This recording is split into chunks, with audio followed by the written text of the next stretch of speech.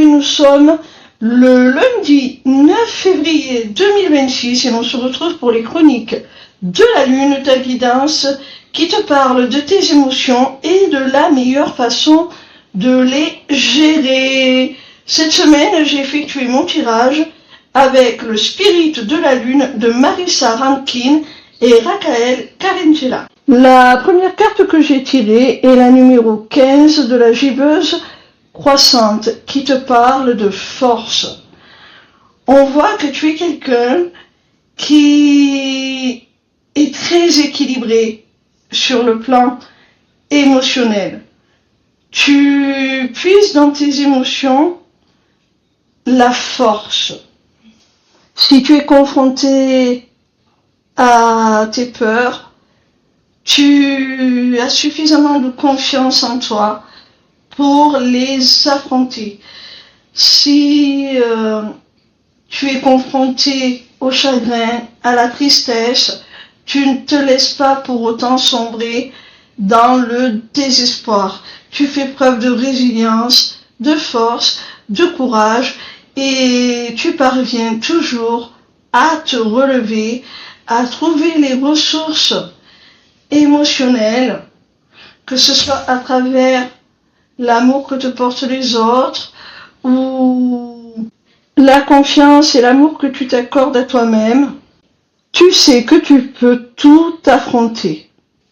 La seconde carte que j'ai tirée est celle du Cancer, qui est surnommé le nourricier. Cette carte, elle nous montre que tu es quelqu'un qui, sur le plan affectif, donne beaucoup aux autres. Tu es dans l'empathie, tu es dans la compassion, tu sais apporter à l'autre, que ce soit sur le plan amoureux ou sur le plan de relations parents-enfants ou amicales, l'amour.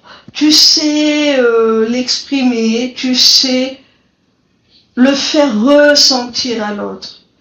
Tu sais faire en sorte que lorsque l'on se trouve à tes côtés, on se sent bien, on se sent aimé, on se sent choyé.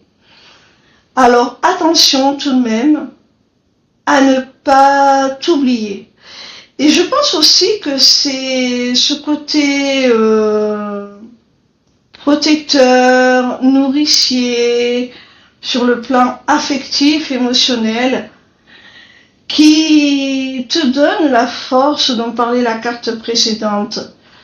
Lorsque l'on porte atteinte à un proche, tu es capable, malgré tout l'amour et la douceur que tu portes en toi, de défendre tes proches, ceux qui comptent pour toi, bec et ongles. La troisième carte est la numéro 24 de la gibbeuse décroissante qui te parle de guidance. Cette carte nous dit que tu es doté d'une grande intuition et que tu es aussi à l'écoute de tes émotions, du message que celle-ci te délivre.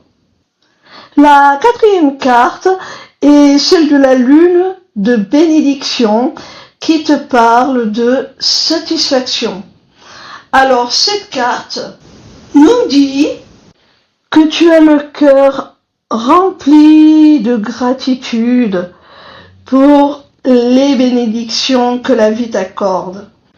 Tu sais reconnaître la valeur de ce que tu as et si tu reçois avec gratitude, si tu es heureux de ce que tu reçois, c'est parce que tu as su écouter tes émotions, te laisser guider par elles, comme nous l'indiquait la carte précédente, pour aller vers ce qui te correspond le mieux, vers ce qui est aligné avec toi.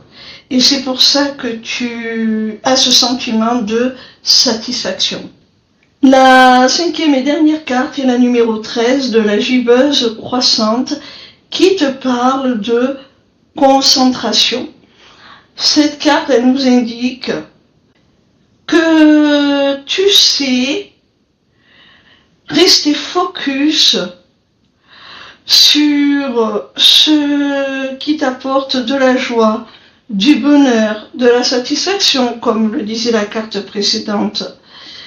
Et même si, comme tout un chacun, tu peux avoir certains événements désagréables qui peuvent venir à toi, tu ne t'y attardes pas, tu ne portes pas ton attention sur eux.